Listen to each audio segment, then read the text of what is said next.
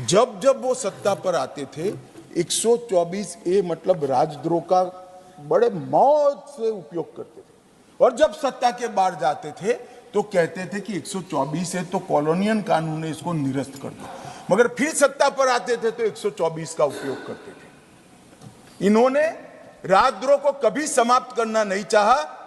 Bharatiya Janata party और नरेंद्र मोदी सरकार आज इस देश के कानून से राजद्रोह को हमेशा के लिए मान्यवर शासन के खिलाफ बोलने का अधिकार हमारा संविधान का मूल अधिकार है। व्यक्ति के खिलाफ आप कुछ भी बोल सकते हो, कोई गुनाह नहीं होगा, बोलिए। बदनिक्सी का प्रावधान है, जिसको जानना चाहिए वो कोर्ट में जाए, मगर आपराधिक न्याय प्रणाली आपको झेलनी नहीं पड़ेगी।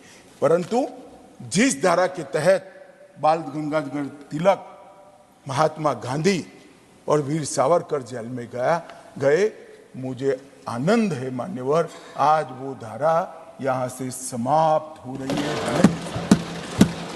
मान्यवर, इसके साथ ये कहते हैं कि आपने अलग तरीके से राजद्रोह को देशद्रोह बनाकर लाए। मैं सभी सदस्यों को विनंती करता हूं कि मेरी बात आप ध्यान से सुनिएगा मान्यवर।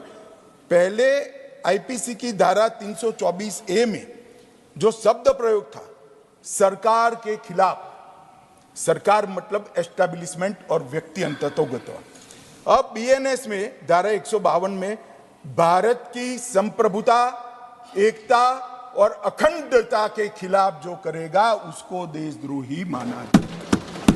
बड़ा स्पष्ट कर, सरकार की जगह भारत शब्द प्रयोग लाए। भारत तो उनको पसंद ही नहीं आता है नाम, मगर मैं क्या कर सकता हूं, ये देश का नाम ही भारत है मान्यवर। भारत के खिलाफ जो करेगा, भारत की संप्रभुता, एकता और अखंडता के खिलाफ करेगा, उसके खिलाफ ये धारा 122 लाई जाएगी। आईपीसी की बात नहीं थी, आशय और प्रयोजन की बात नहीं थी। देशद्रोह की डेफिनेशन में आशय की बात कर हमने एक और उसको बचने का मौका दिया है। आईपीसी में जो डेफिनेशन थी उसमें घृणा और अवमानना था, जिससे राजद्रोह का अपराध हो सकता। रानी के खिलाफ अवमानना नहीं कर सकते, रानी के खिलाफ नहीं बोल सकते, रानी को घृणा नहीं बोलते।